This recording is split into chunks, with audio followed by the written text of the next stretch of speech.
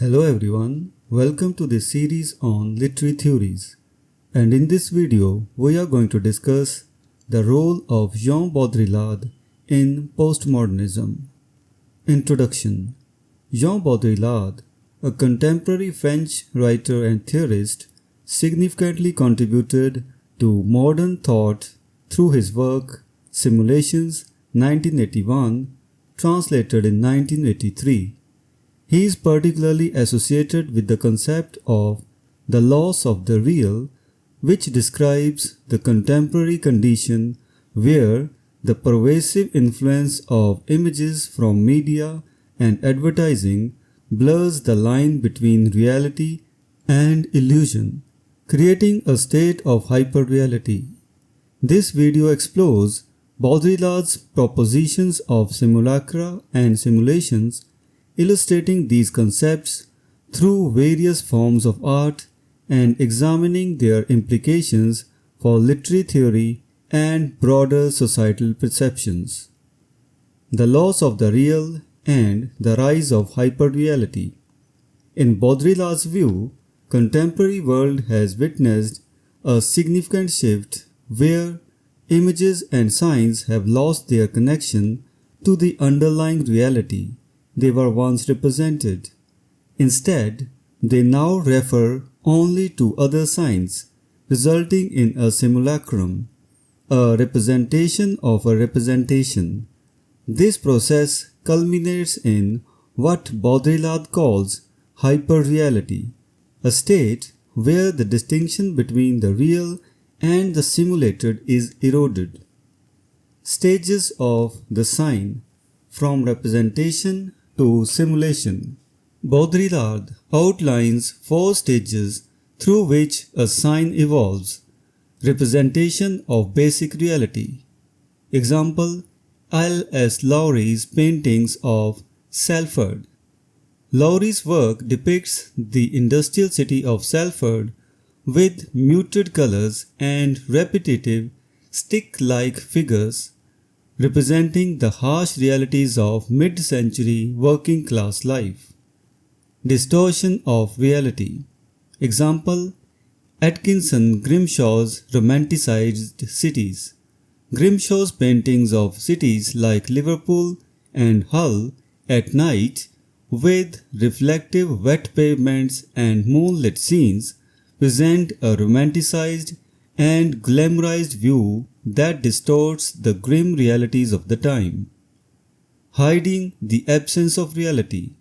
Example: René Magritte's surrealist paintings. In Magritte's work, an easel with a painted scene is shown next to a window. The scene outside the window is not the real world but another depiction, concealing the absence of an underlying reality. Pure simulation.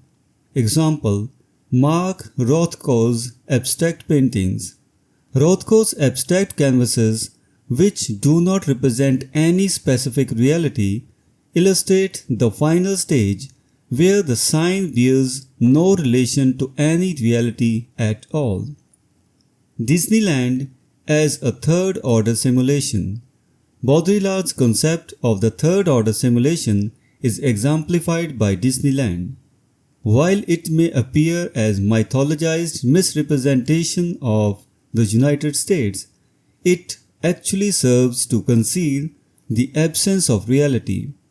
Disneyland is presented as imaginary to make the rest of the country seem real.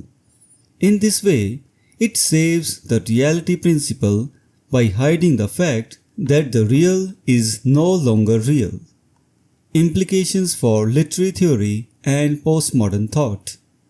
The idea of hyperreality challenges the foundations of various literary theories such as Marxist, feminist, and structuralist approaches, which rely on distinguishing between surface and depth, or appearance and underlying meaning. If we accept Baudrillard's notion that what we see is all there is, the role of the literary critic or theorist becomes questionable.